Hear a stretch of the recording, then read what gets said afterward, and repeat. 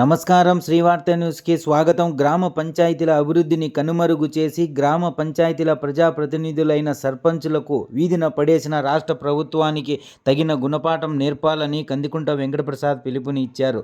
బుధవారం స్థానిక తాయిగ్రాండ్లో ఏర్పాటు చేసిన టీడీపీ సమావేశంలో ఆయన పై విధంగా పిలుపునిచ్చారు. ఈ సందర్భంగా పలు వైసీపీ సర్పంచులు ఆవేదనను వ్యక్తం చేశారు.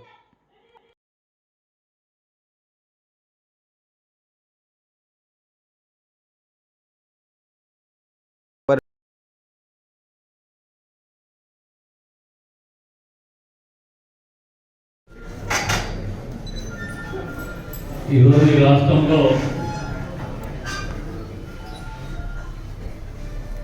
మహాత్మా గాంధీ కలలుగానే మిగిల్చినటువంటి ప్రభుత్వం ఏర్పడి 4.5 సంవత్సరాల కాలం అయింది. 4.5 సంవత్సరాల కాలం తర్వాత ఏదైతే స్థానిక సంస్థలని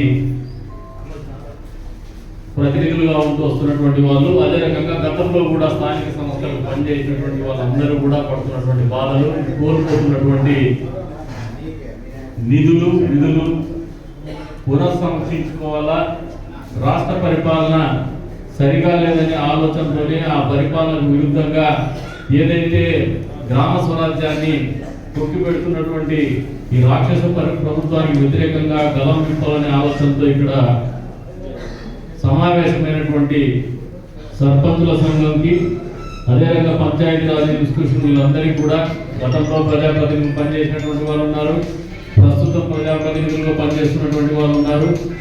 వాళ్ళందరికీ కూడా పేరు పేరు నమస్కారాలు, పాత్రికేయ మిత్రులకు కూడా పేరు పేరు నమస్కారాలు. 4.5 సంవత్సరాల క్రితం పాపం స్థానిక సంస్థల ప్రజాప్రతినిధులందరూ కూడా ఒక అపోహ పెట్టుకున్నారు. ఒక్క అవకాశం అంటే ఏదో అద్భుతాలు సృష్టిస్తాడు, గ్రామ స్వరాజ్యాన్ని సాకారం చేస్తారు. ఈ ప్రభుత్వం జగన్మోహన్ రెడ్డి గారి ఆధ్వర్యంలో ఖచ్చితంగా పెద్ద ఎత్తున స్థానిక సంస్థలకు నిధులు కూడా వస్తాయి. తద్వారా నిధులు కూడా పెద్ద ఎత్తున నిర్వహించుకోవచ్చు, గ్రామంలో పలుబడి పెంచుకోవచ్చు అనే ఆలోచనతోనే అందరూ కూడా గత సార్వత్రిక ఎన్నికల్లో పెద్ద ఎత్తున వాళ్ళకి సహాయ సహకారాలు అందించడము, ప్రభుత్వ ఏర్పాటుకు చాలా మంది కూడా సహకరించినటువంటి పరిస్థితి. అంతేకాదు తదుపరి వచ్చినటువంటి మున్సిపల్ ఎలక్షన్స్ కావచ్చు, సర్పంచ్ ఎలక్షన్స్ కావచ్చు, ఎంపీటీసీ జెడ్పీటీసీ ఎలక్షన్స్ కావచ్చు, వీటన్నింటిలో కూడా పోటీ చేయడానికి కూడా పోటీ పడ్డారు. వైసీపీ తరఫున పోటీ చేయడానికి ఆ రోజున అధికారాన్ని అడ్డం పెట్టుకొని కొత్త ఉత్సాహం, కొత్తగా ఏర్పడినటువంటి, అది కూడా మామూలు మ్యాండేట్తో ఏర్పడాల ప్రభుత్వం, 50% ఓట్లు, 151 సీట్లు. ఇంత బలమైనటువంటి ప్రభుత్వం, ఇంత పెద్ద మ్యాండేట్తో ప్రభుత్వం ఏర్పడితే అద్భుతాలు సృష్టిస్తారు. అందులో 25 మంది ఎంపీలను ఇచ్చినారు.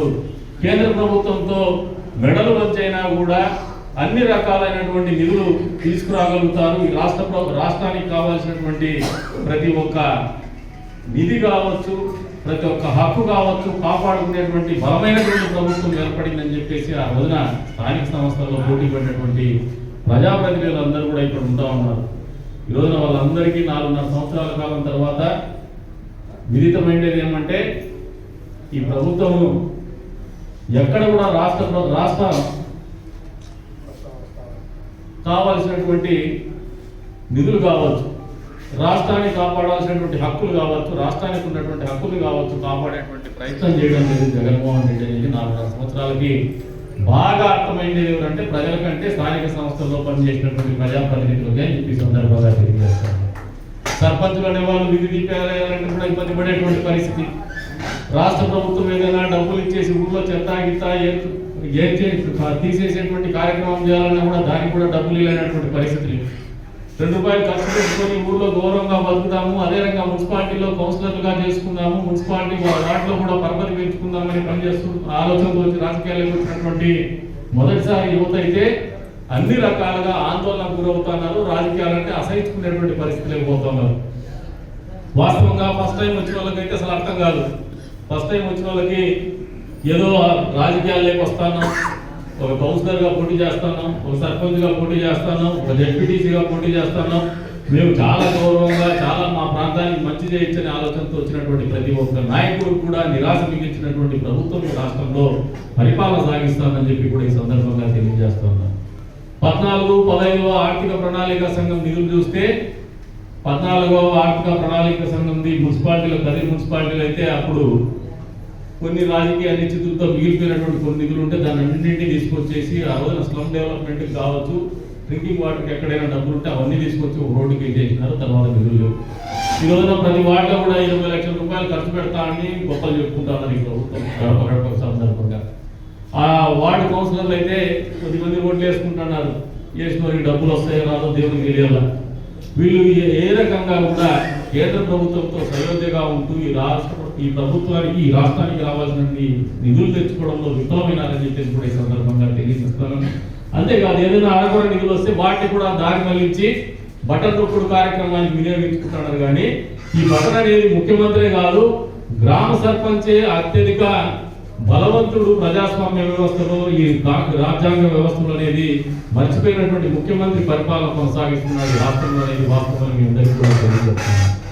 మహాత్మా గాంధీ గారు కలగలిగింది ఏమంటే గ్రామ స్వరాజ్యం వచ్చిన రోజే ఈ భారతదేశానికి స్వరాజ్యం వచ్చినట్టు అని చెప్పేసి మాట్లాడినటువంటి మాటలను కూడా తుంగలో వచ్చినటువంటి ఏకైక ప్రభుత్వము చరిత్రలో ఎప్పుడు కూడా ఈ జగన్మోహన్ రెడ్డి ప్రభుత్వం తప్పితే మరొకటి లేదని చెప్పేసి కూడా ఈ సందర్భంగా తెలియజేస్తాను.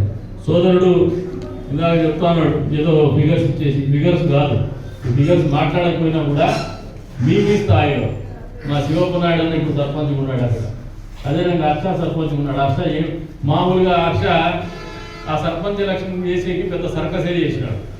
డబ్బులు పెట్టుకొని కేసులు పెట్టుకునే, డబ్బులతో పాటు మామూలుగా వడ్డీలు పెరుగుతాయి కానీ కేసులు పెరిగిండే సంస్కృతి ఈసారి ఈ ప్రభుత్వంలో వస్తూ ఉంది. అప్పులు చేసి ఎలక్షన్ చేసింటారు, దానికి వడ్డీలు పెరుగుతాయి కానీ కేసులు మాత్రం ఈసారి పెరిగాయి. ప్రజాప్రతినిధులు ఆయన మీద కూడా కేసులు పెట్టి రాత్రులు గొడవలు చేసి యాంటీ పెట్టుకుని తెచ్చుకుని ఈ రకమైనటువంటి పరిస్థితుల్లో స్థానిక సంస్థలకు చెందినటువంటి నాయకత్వం ఇబ్బంది పడేటువంటి పరిస్థితులు ఉన్నాయంటే ఇంతకంటే దౌర్భాగ్యమైనటువంటి పరిస్థితులు గతంలో ఎప్పుడైనా ఏ ప్రభుత్వం హయాంలో ఉందా అని చెప్పేసి ఆలోచన చేసుకుంటున్నాను. వీటన్నిటి మీద కూడా ఈ రోజున తెలుగుదేశం పార్టీ అధినేత చంద్రబాబు నాయుడు గారి రివ్యూ పెట్టుకోవాలా, వాళ్ళతో మాట్లాడాలా. భవిష్యత్తులో మన ప్రభుత్వం అంటూ వస్తే, తెలుగుదేశం ప్రభుత్వం అంటూ వస్తే ఖచ్చితంగా స్థానిక సంస్థల్ని నిర్వీర్యం చేసినటువంటి ఈ పరిస్థితుల నుంచి మళ్ళీ వాటిని పునరుద్ధరింపజేయాలా.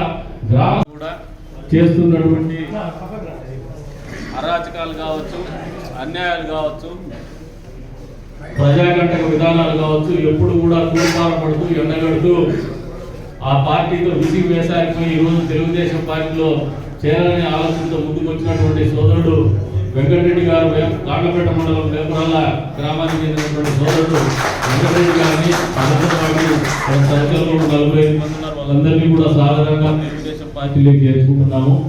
దయచేసి మీరెవరు కూడా మీ మీటింగ్ అయిపోయింది, మీ మీటింగ్ కు మా ప్రోగ్రామ్ సంబంధం లేదు, కాకపోతే మీడియా వాళ్ళు ఉన్నారని చెప్పేసి చేసుకుంటాను కాబట్టి అన్యదా భావించద్దని చెప్పేసి కూడా తెలియజెప్పుకుంటూ వెంకటరెడ్డి గారిని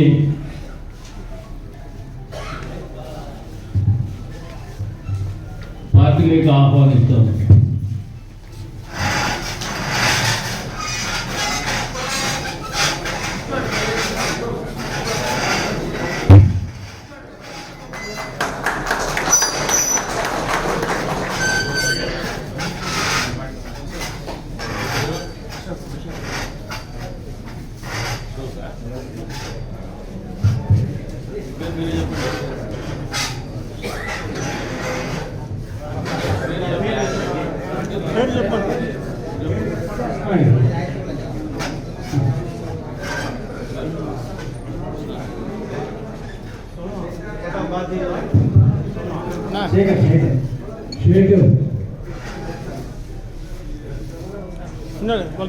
కన్నవలేసులో ఉండమని ఆడే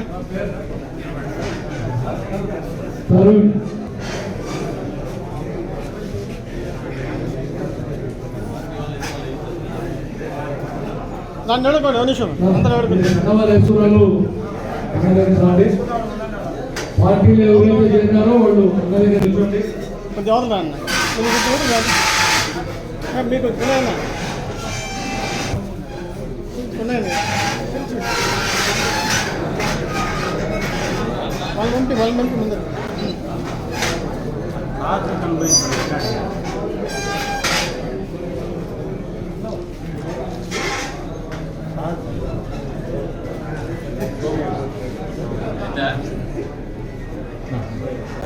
వెంకటరెడ్డి ఏమన్నా అర్థం చేస్తామని మేకప్ వేసి తీసుకొస్తాం.